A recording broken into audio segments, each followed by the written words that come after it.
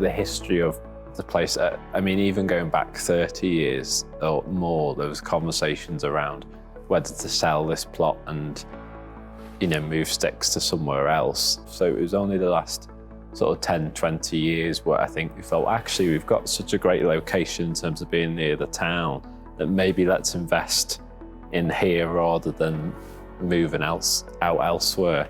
Their brief to us was very much that this needed to be a system suitable for a worship band, but kind of at the top end of what it means to be a worship band.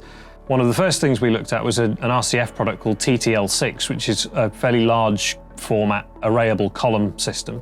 That idea sadly had to get shelved. So the coverage with the TTL6 had been really quite good. When we made the move to HTL26, we had an awful lot more control over that. And in fact, although we lost out by about 1 dB at the back of the room in terms of peak SPL, we actually gained not only greater consistency throughout the venue, but also far improved tonal consistency, which is arguably more important. When they first came and sort of tried out in December, I can't remember for quite a long time playing in a venue where the sound was just that good and clear in terms of how it hit you. It's brilliant. It spreads the sound where it's supposed to go. It's covering the whole of the church and the levels barely change.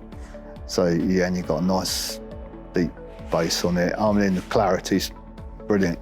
The HDL35AS was the obvious choice. It's the companion sub to that system. It's a single 15 in quite a small box. 2 of those to 7 tops seemed like a good ratio. So having got the system in the room and of course modelled it, I was really expecting the subs to really act as a low frequency extension. The HTL26 was every bit as good as I was expecting it. The subs were far better than I was expecting. In my experience, the trade-off is if you have a small cabinet or a small driver or lightweight, you can't have high SPL as well.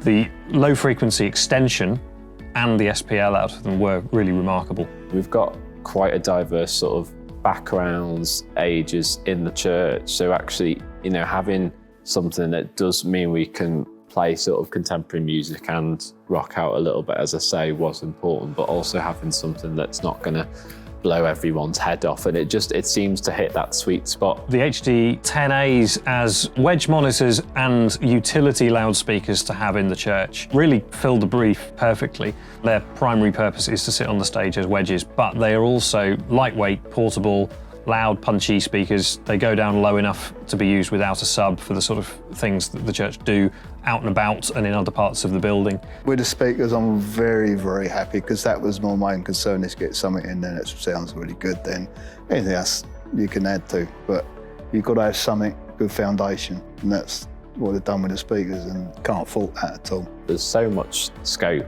and that's quite exciting, especially as COVID lifts now. It's, you know, that's kind of what the church is here to do, is to sort of help people and serve the community. So, and it just feels like we've got a room that's just fit for purpose to do all that and more now. I honestly think it's probably the best venue in the vicinity at the moment.